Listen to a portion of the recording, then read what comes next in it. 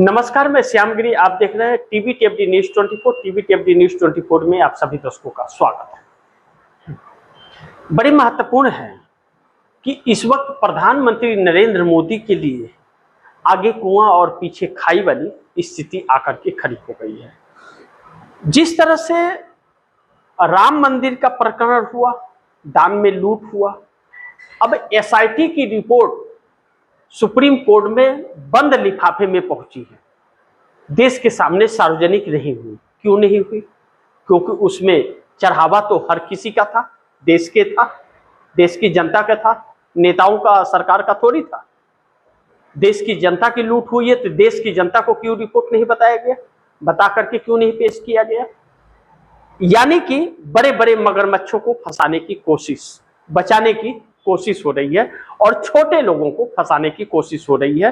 यानी कि आरएसएस और सरकार या सरकार में बैठे हुए लोग या भाजपा के लोगों की चोरी पकड़ी गई है।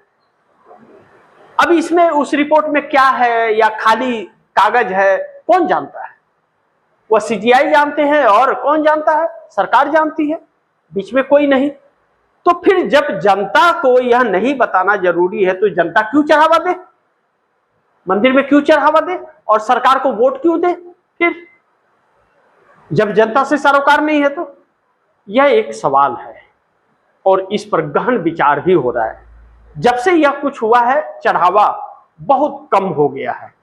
यानी कि लोगों के अंदर अब आशंकाएं, इन लोगों को लेकर के आशंकाएं नहीं, एक पूर्ण विश्वास हो गया है कि ये चोर डकैत लोग हैं। लेकिन इससे भी बड़ी बात, संयुक्त राष्ट्र की रिपोर्ट और संयुक्त राष्ट्र का नोटिस और एक्शन, ज्ञानेश कुमार मुख्य चुनाव आयुक्त के ऊपर, इलेक्शन कमीशन ऑफ इंडिया और भारत सरकार, इन दोनों को नोटिस मिला था जवाब देने के लिए कि एसआईआर के तहत करोड़ों लोगों के नाम एक साजिश के तहत टारगेटेड तरीके से काटा गया है। इस पर 60 दिनों में किसी ने जवाब नहीं दिया और दुर्भाग्य यह है कि हमारे देश की मीडिया इस कदर बिक चुकी है कि उसे दिखाई भी नहीं, उस पर चर्चा भी नहीं की, दबा दिया। लेकिन कहते हैं कि सच दबता नहीं है, सच निखर कर बाहर निकलता है और नरेंद्र मोदी के कर्मों का फल यह देश भुगत रहा है। अब ऐसे में उधर एक्शन शुरू हो गया है। क्या फैसले होगा? इन लोगों को हाजिर भी किया जा सकता है, इन लोगों को हाजिर भी होना पड़ेगा। तो फिर क्या हमारे देश पर क्या बैंड लग सकता है? बहुत तरह के बैंड। नरेंद्र मोदी को पहले विदेशों में वीजा नहीं मिलता था, अमेरिका ऐसी जगहों पर रोक थी इनको जाने के लिए। लेकिन प्रधानमंत्री बनने के बाद प्राइम मिनिस्टर ऑफ इंडिया के नाम से इनको वीजा मिलना शुरू हो गया और सिलसिला इन्होंने विदेशों का शुरू किया तो हर देश में घूम आए। अब तो छिछलेदर कर दिया। अब जिस देश में जा रहे हैं वहां पर लोग कह रहे हैं कि फोटो खिंचाने के लिए और इवेंट करने के लिए आ गया, भारत के प्रधानमंत्री को एक छोटा सा कुछ पुरस्कार देने के लिए बुला लो, भागा भागा चला आएगा। यह इज्जत इनकी रह गई है। और इवेंट करने के लिए चार्टेड प्लेन से लोगों को लाया जाता है, जो भारत के लोग अलग अलग हिस्सों में रहते हैं उनको वहां पर लाया जाता है। यह आरोप इनके ऊपर खुलेआम विदेशी मीडिया लगा रही है, आजकल विदेशों में छाए हुए हैं। दुर्भाग्य यह है कि किसी अच्छे काम के लिए नहीं, बल्कि इवेंट के लिए और नफरत के लिए और अडानी को काम दिलाने के लिए इस पर सरकार घिरी है। लेकिन आरएसएस और भाजपा के बीच जो इस वक्त हालात और परिस्थितियां हैं वह बद से बदतर हो गई हैं। बद से बदतर का मतलब कि नरेंद्र मोदी आरएसएस पर अब कब्जा जमाना चाहते हैं, पूरी तरह से अपने कंट्रोल में लेने की कोशिश कर रहे हैं और आरएसएस अब मोदी को ही हटाने की कोशिश में लग गया है। और नितिन गडकरी हो या राजनाथ सिंह हो, इनका इस्तीफा लेने का सपना इनका जो है, इस्तीफा तो होगा लेकिन सरकार का भी इस्तीफा आने वाले वक्त में होगा, ऐसा प्रतीक हो रहा है। क्योंकि जंतर मंतर पर धर्मेंद्र प्रधान शिक्षा मंत्री के इस्तीफे की मांग पर जो चीज धरना चल रहा है, सोनम वांगचुक की तबीयत लगातार नासाज होती जा रही है, यानी कि खराब होती जा रही है।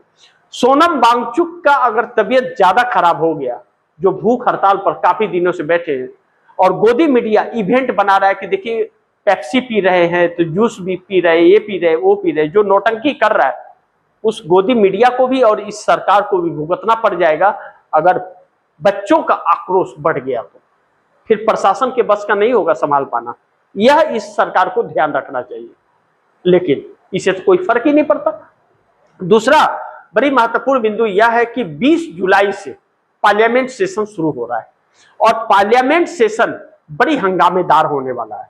संयुक्त राष्ट्र का नोटिस भी है, इनके चुनावी प्रणाली पर उधर आरोप लग गया है, रिपोर्ट उसके पास आई हुई है और उस रिपोर्ट में दोषी चुनाव आयोग और इस देश की सरकार, हमारी मोदी सरकार एक षड्यंत्र करती हुई पाई जा रही है और चुनाव मैनेज हो रहा है, ऐसा अमेरिकी राष्ट्रपति ट्रंप के सुनीता गवार्ड जो ब्यूरोक्रेसी की हेड थी वह भी बताई थी। अब तो वह इस्तीफा दे दी, उन्होंने भी रिपोर्ट दी थी और राहुल गांधी भारत में लगातार इन सभी चीजों को लेकर के कहते रहे, लेकिन किसी ने ध्यान नहीं दिया और सुप्रीम कोर्ट ने भरपूर साथ चुनाव आयोग का दिया। इस बीच अब आम जनता का आक्रोश उठ रहा है। बड़ी महत्वपूर्ण यह भी है कि अब 18 साल के बच्चे जो फर्स्ट टाइम वोटर हैं उनका भी नाम नहीं चढ़ेगा, उनको अब दरकिनार करने की चुनाव आयोग ने शुरू कर दिया है। तैयारी शुरू नहीं किया बल्कि कार्रवाई शुरू कर दिया बगैर नोटिफिकेशन का कि जिसके पिता का नाम और माता का नाम 2003 के वोटर लिस्ट में नहीं है उसका नाम वोटर लिस्ट में नहीं चढ़ेगा। यानी कि करोड़ों बच्चे भी, अब सोचिए आप दर्शक, 6 करोड़ तकरीबन लोगों के नाम कट चुके हैं और बाकी कितने के कटने हैं वह अलग चीज है। तो 6 करोड़ लोगों के बच्चे अगर होंगे, एक एक बच्चे तो 6 करोड़ होंगे, यानी कि 6 करोड़ बच्चों का नाम नहीं कटेगा, चढ़ेगा वोटर लिस्ट में। मैं एक एक ही जोड़ा हूं। तो इस देश के लोगों के अधिकार छीन रहा है चुनाव आयोग और विपक्ष से कोई सलाह नहीं, कोई कानून नहीं, कोई नोटिफिकेशन नहीं, कुछ भी नहीं, मनमानी तरीके से, यानी कि लोकतंत्र का गला घोट लिया गया। यही बात संयुक्त राष्ट्र भी कर रहा है। ऐसे में नंदीग्राम बंगाल का, वहां पर नंदीग्राम सीट पर 95% मुस्लिमों का नाम काट दिया गया। 25% की आबादी है, उसमें 95%, 100 में 95 मुस्लिम वर्ग के लोगों के नाम काट दिए गए। सोचिए, उनको वोट से ही वंचित कर दिया। तो यह तानाशाहियां जो चल रही हैं, यह इस सरकार के लिए अब एक आग जल रही है, लोगों के अंदर भभक रही है, जो इस सरकार के लिए भारी पड़ सकती है। अब 20 जुलाई से पार्लियामेंट सेशन और 3 बिल की कोशिश सरकार की, क्या 362 सांसदों का सपना पूरा हो गया?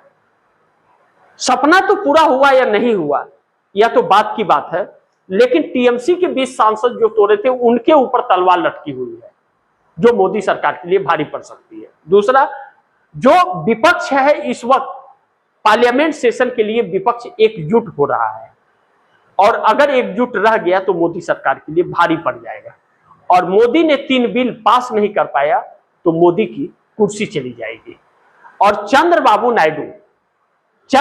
नायडू अब मोदी के से हाथ खींचते हुए नजर आ रहे हैं 18 सांसदों के साथ, और वह मोदी के खिलाफ एक तरफ से होते हुए और कांग्रेस के संपर्क में, राहुल गांधी के संपर्क में आ चुके हैं।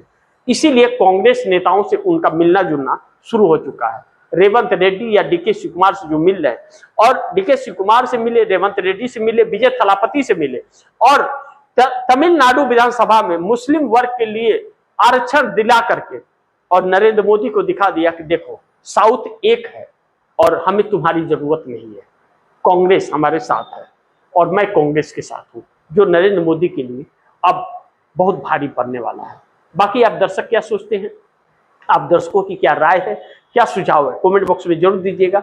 इस खबर को ज्यादा से ज्यादा शेयर कीजिएगा, अपने दोस्तों को भी कहिएगा आगे शेयर करें, और आपने टीवी टीएफडी न्यूज़ 24 को सब्सक्राइब नहीं किया सब्सक्राइब कर लीजिए, फिर दोस्तों को भी कहिएगा सब्सक्राइब करें। मिलते हैं अगली खबर के साथ, तब तक के लिए नमस्कार।